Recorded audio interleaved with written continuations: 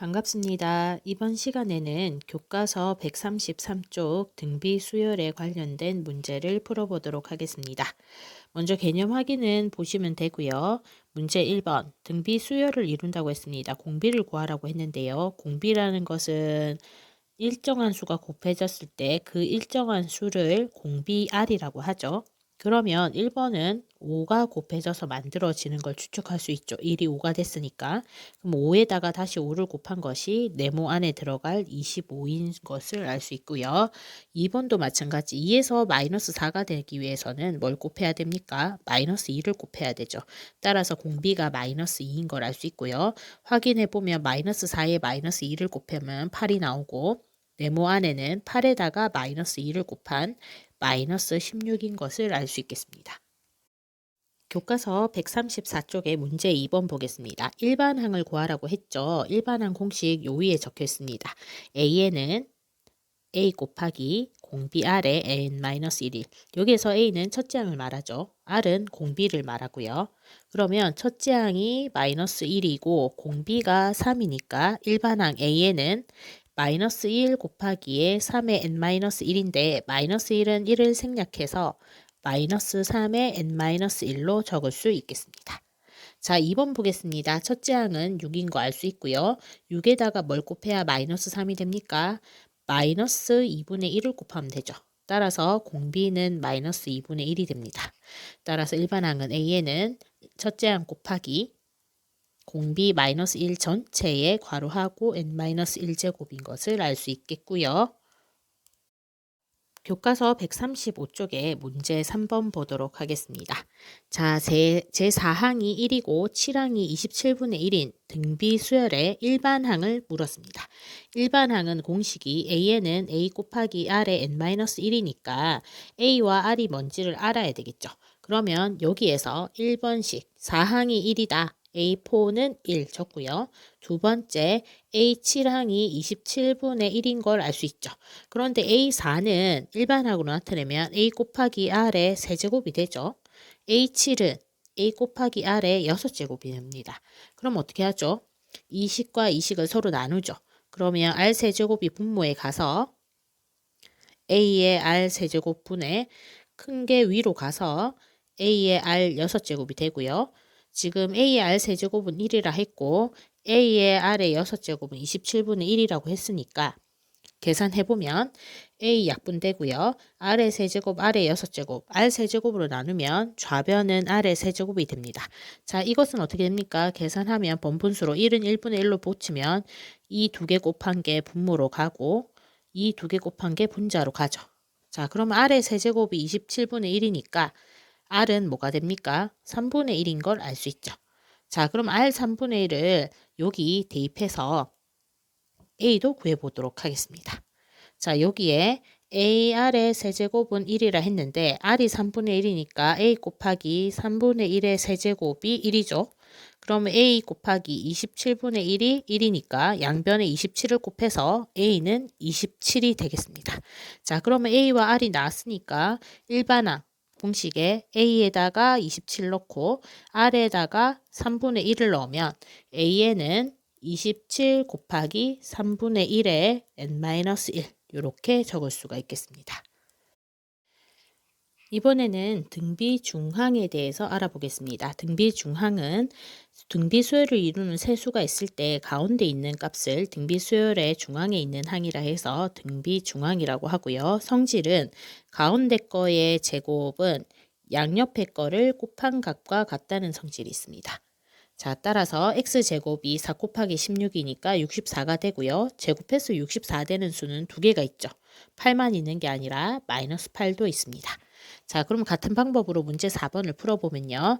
1번, 요 세 개가 세수가 등비 수열을 이루기 때문에 가운데 있는 x는 등비 중앙의 성질에 의해서 x제곱은 8 곱하기 18이 됩니다. 그러면 x제곱은 8 곱하기 18은 계산하면 144가 되고요. 144는 12의 제곱이니까 x값은 플러스 마이너스 12가 돼서 x는 12 또는 x는 마이너스 12 이렇게 나올 수 있겠습니다. 자, 2번 풀어보도록 하겠습니다. 우선 6x, 54, 요 세 수가 등비수열이라고 한다면 x가 등비 중앙이니까 성질에 의해서 이렇게 되죠. 자, 그럼 어떻게 되죠? 요것은 계산하면 x제곱은 18의 제곱과 같기 때문에 x는 플러스 마이너스 18인 걸 이용해서 y값도 구해보도록 하겠습니다. 자, 그러면 요거를 보면요. 첫 번째 x가 18일 경우에 18, 54, 그 다음에 6 이렇게 되겠죠. 그 다음에 y 이렇게 되고요. 두 번째 x가 마이너스 18이라고 본다면 6, 마이너스 18, 54. y 이렇게 되겠죠. 자, 이렇게 됐을 때는 공비가 3이니까 54에다가 3을 곱한 것이 y가 됩니다. 따라서 x가 18일 때는 y는 162가 되겠습니다. 만약에 x가 마이너스 18일 때는 공비가 마이너스 3이 되겠죠. 그러면 54에다가 마이너스 3을 곱한 게 y값이 되고요. 따라서 계산해보면 y는 x가 마이너스 18일 때는 y는 마이너스 162가 됩니다.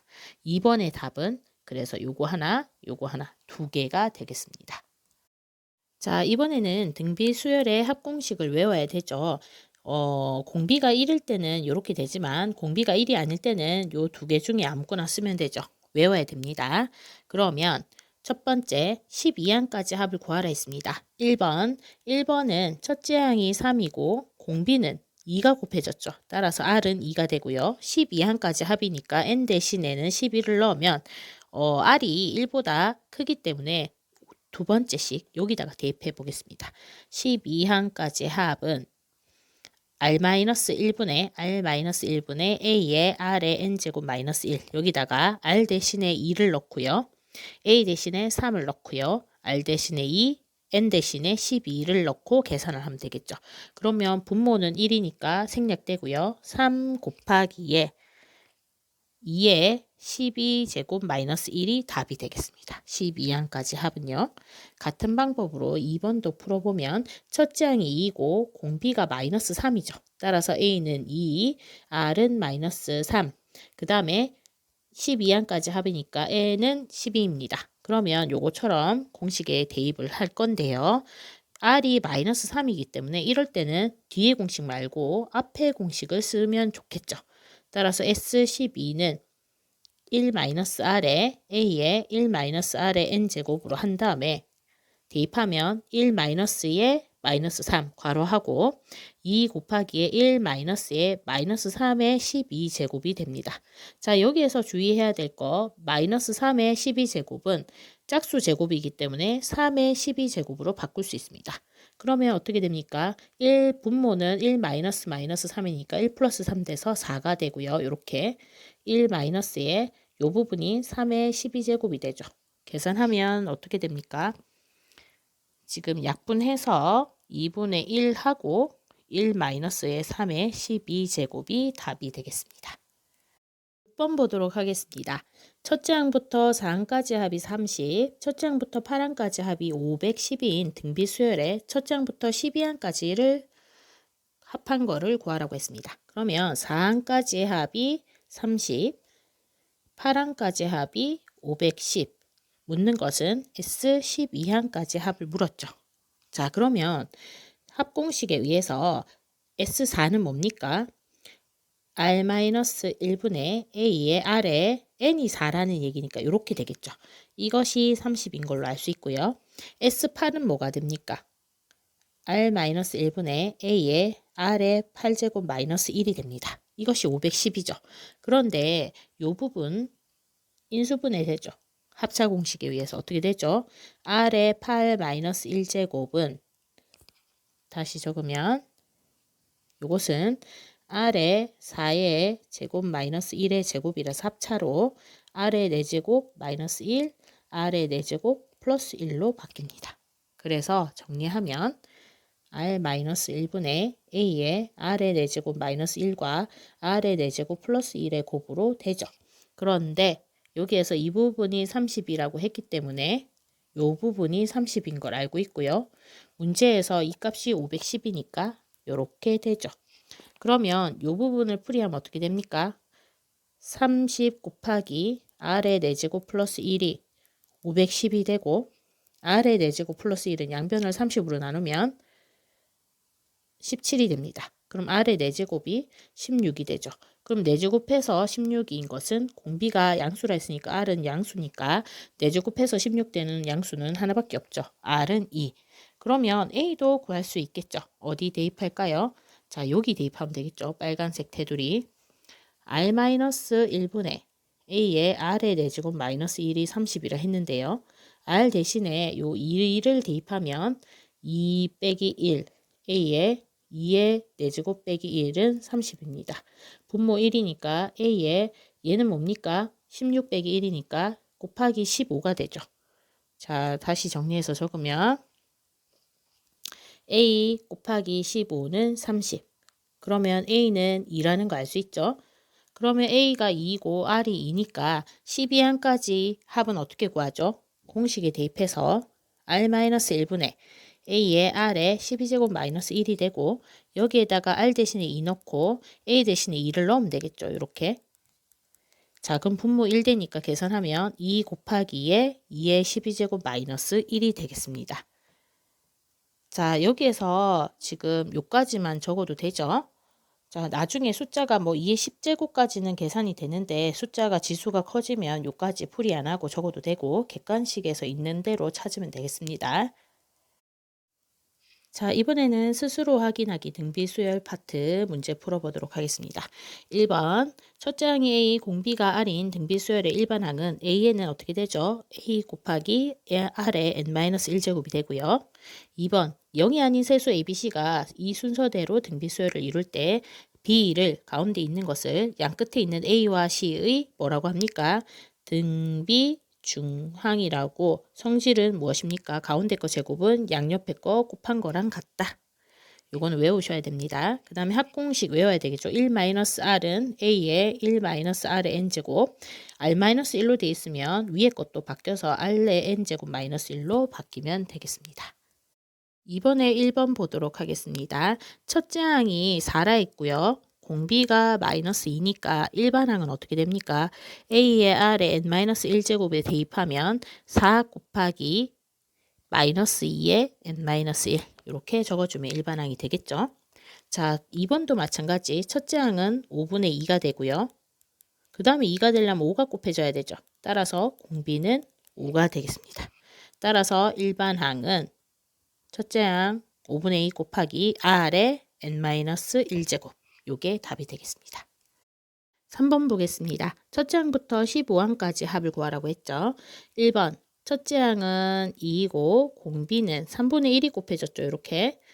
그래서 R이 3분의 1. 그 다음에 15항까지 합이니까 N은 15를 대입하면 되죠. SN 공식에서 R이 1보다 작을 때는 1-R 공식을 쓰죠. 이렇게. 그럼 여기다가 대입하면 1-3분의 1에 A는 2니까 2 곱하기 하고 어떻게 됩니까? 지금 1-의 R은 3분의 1의 N제곱이 되겠습니다. 자, 그러면 이 부분 3분의 2죠. 그러면 3분의 2의 1-3분의 1의 전체 N제곱이 되겠습니다.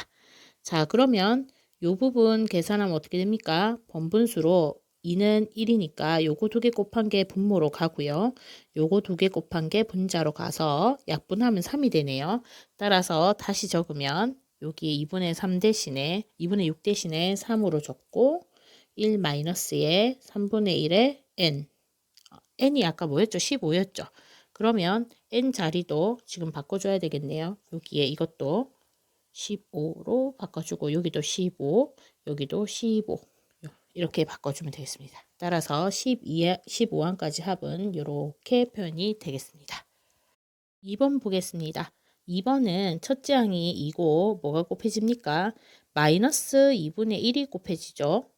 따라서 A는 2, R은 마이너스 2분의 1, 15항까지 합이니까 N은 15. 자, R이 1보다 작기 때문에 이 공식 그대로 사용하면 S의 15는 1-의 R 하고 A 곱하기에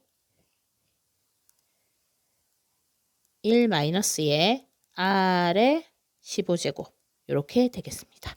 자, 계산하면 1 마이너스의 마이너스 1은 2분의 1은 1 플러스 2분의 1이니까 2분의 3의 2의 1 마이너스의 지금 어떻게 되죠? 얘는 홀수 제곱이기 때문에 마이너스 2분의 1의 15제곱이 되죠. 따라서 마이너스의 마이너스니까 플러스 2분의 1의 15제곱이 되겠습니다. 자, 그러면 요 부분 계산하면 어떻게 되죠? 3분의 4가 되죠. 3분의 4의 1 플러스 2의 2분의 1의 15제곱이 15항까지 합이 되겠습니다.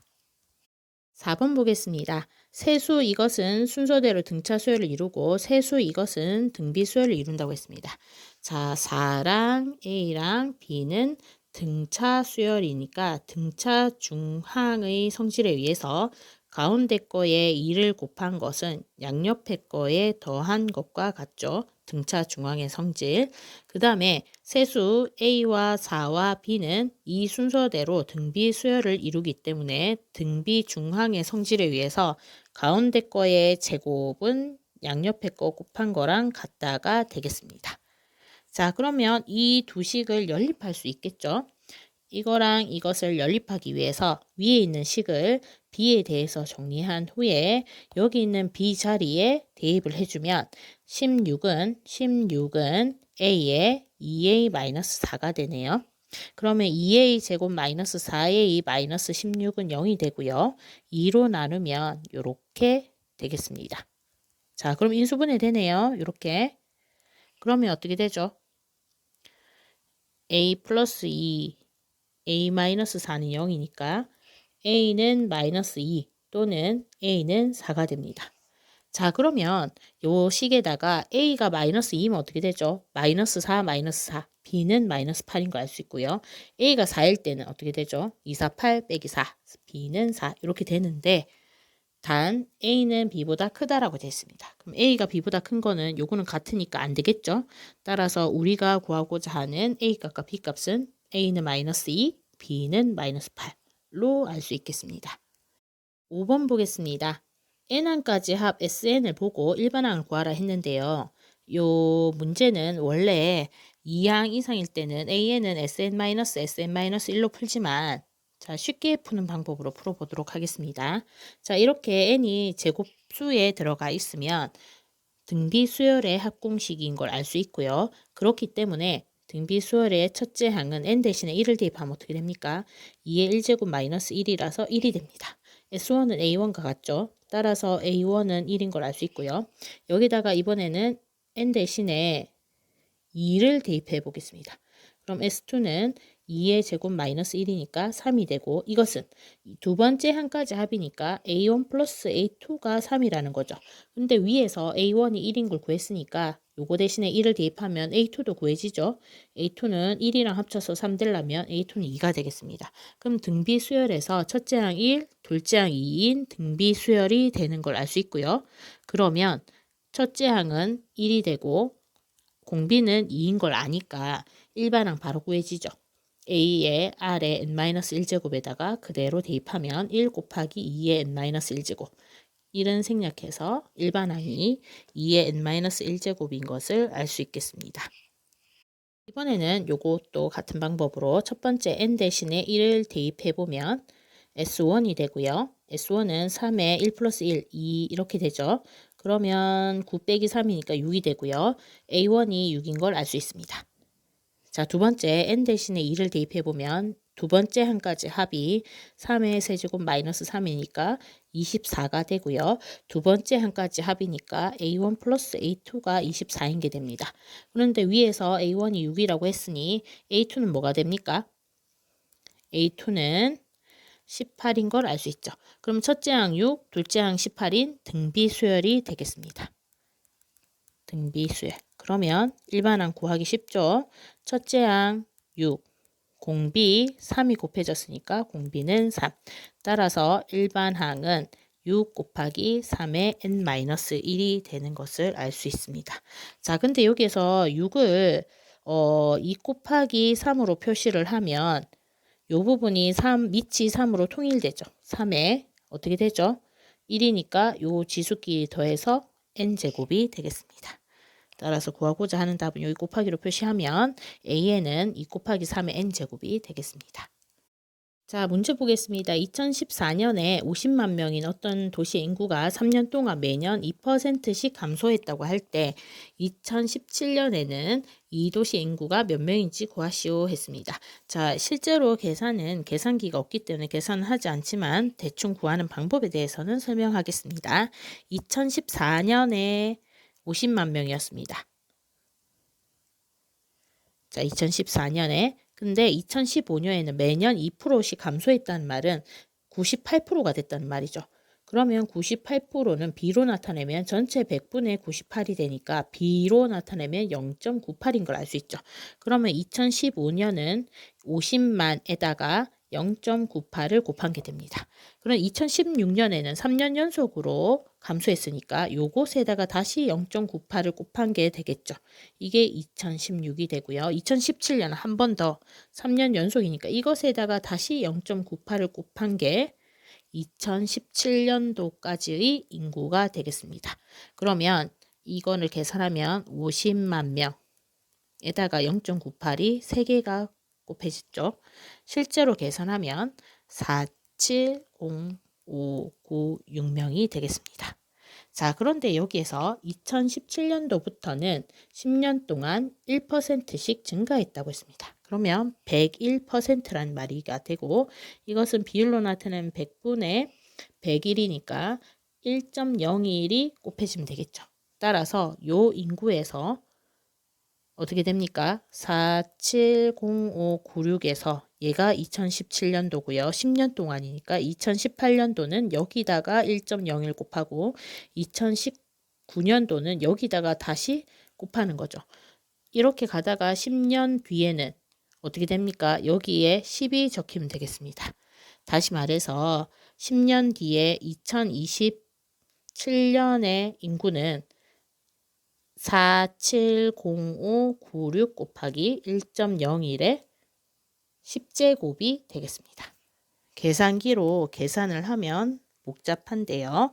대충 519,831명인 걸 알 수 있겠습니다. 그냥 대략적으로 풀이 방법만 알고 계산기가 없기 때문에 이 계산은 어렵다고 보겠습니다.